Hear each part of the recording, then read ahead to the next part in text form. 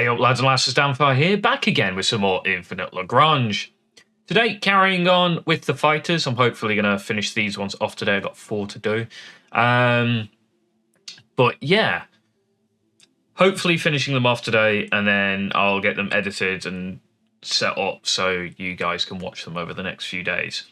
If not, I'll use 2 of them for next week or something like that. I am going on holiday at the end of the month, so I do want to try and get a bit of a backlog of videos so I can have stuff scheduled and going out to you while I take a bit of a break. Means more work in the, now, but, at least I can get, a couple weeks to chill out and drink cocktails on a nice beach somewhere.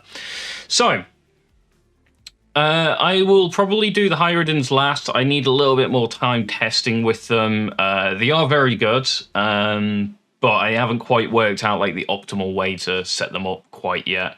So I'll talk a bit more about that one, probably the last of the fighters to come out. But I can talk about the Bullfrog, the SC002, and the Janbiya, which I'll do now. So, without further ado, we'll jump into the Janbiya. So the Janbiya is in, with lack of a better term, a piss-poor place now. It used to be the best fighter, full stop. It had fantastic anti-air damage. It did really well against ships as well. And then it got nerfed into the ground. This is seasons and seasons and seasons ago. It's like Season 2, Season 3. I was running this, and it was absolutely devastating. And then it just got destroyed, unfortunately. In my opinion, this is probably the worst fighter in the game at the current moment.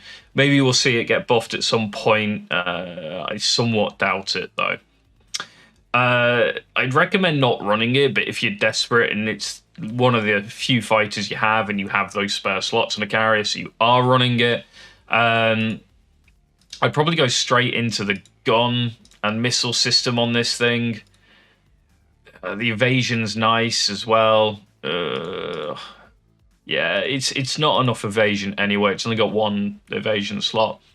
So, first off, this weapon system, it has 2. You have the prioritized small ships with this missile system, which does have system damage against the command system, which is kind of a null point in my opinion, unless this is specifically targeting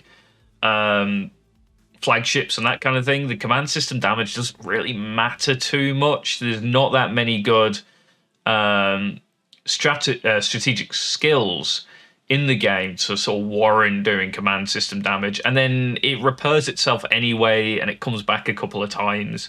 So you're never really going to take it out of the fight completely, in my opinion. You're either going to lose the fight or win the fight in the time that you're going to take, the command system out enough ships for it to really matter. So the system damage that this thing does is kind of, redundant.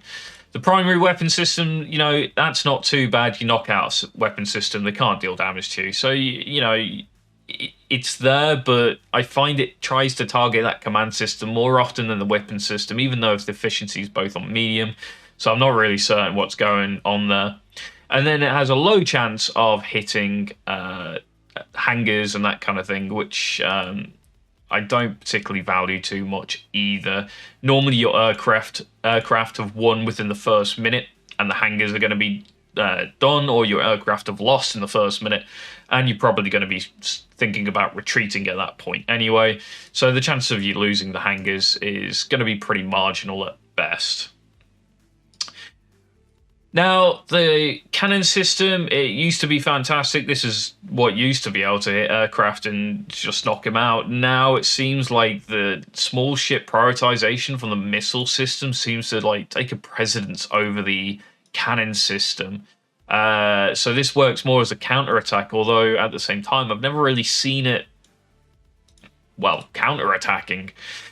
So in my opinion, again, I'm going to reiterate this, just try and avoid it if at all possible. Even the SC002 you'll find more value with, but I'll talk about that one when I get to it, because it's actually not a bad ship. The same way as the Balancer is, anyway. So first off, I'd be taking the increased missile hit rate because that is the main system you're trying to buff up here. You're going to be ignoring the cannons for the most part. They don't really do enough where the missile system has potential. So yeah, hit rate first off.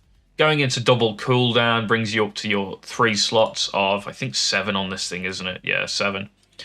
After that, I'd probably start looking at the missile and torpedo damage, giving those the 10% buff each, so you're getting a 20%. It brings you up to 5 of your 7 slots, leaving your last 2, in my opinion, just on the crit chance and the crit damage. The strategy on this thing, the primary weapon system has 15% chance to deal crit damage to the enemy target every 35 seconds for 35 seconds. But you can get more than that anyway, just from picking up the reactive explosive warhead. So, yeah, I just don't see the point in it, in my opinion. It's kind of like made redundant by having this. There is a potential option where maybe you drop one of the damage mods and then pick up the strategy, but it just doesn't do enough in the first place. I think roughly crits hit for about 150% damage. You get a 50% damage buff as long as it's critting, but you can't get the crits up to a position where it's like going to consistently crit constantly to give you that 50% damage buff. So I personally prefer the more consistent 10% damage buff. However, if you feel like you want to try it out, try it out. But again, probably just don't run it in the first place. After that, probably picking up the evasion system here. It's probably your best bet. And then going into the armor system, you don't have a choice here. It's picking up HP. Now, with the target lock-on speed on the missile system, you have a 10-second lock-on time. So you could argue picking up one of the target selection time reductions, but I'd personally be picking up the hit rate before that anyway, and then picking up the target selection time. And that'll give you as optimal as you can anti-ship damage. And like I said, the anti-air just isn't very good anymore on this thing. So yeah, the Janbiya, at one time King of the Skies, now renegated to absolutely and utterly bloody useless in my opinion, but there you go. Yeah, there's always one ship, right, that I have to sit here and go, it's trash. And unfortunately, it's the Janbiya, because I actually quite like the ship. I like the design of the ship as well. It reminds me a bit of the Catalyst, if you ever played EVE Online. I think it's the Catalyst anyway. The wing ship. Everyone knows the wing ship. It does remind me a little bit of that. So, you know, it's a bit of a shame, because it is a cool-looking ship, in my opinion. I do like asymmetrical ships when they're done well, and this is one of them. So, Janbiya, in my opinion, leave it, forget it. If it's your only fighter, leave it, forget it. It's not even worth running it as your only fighter. I personally think you're better off using that CP instead of carriers, putting them into anything, literally anything else.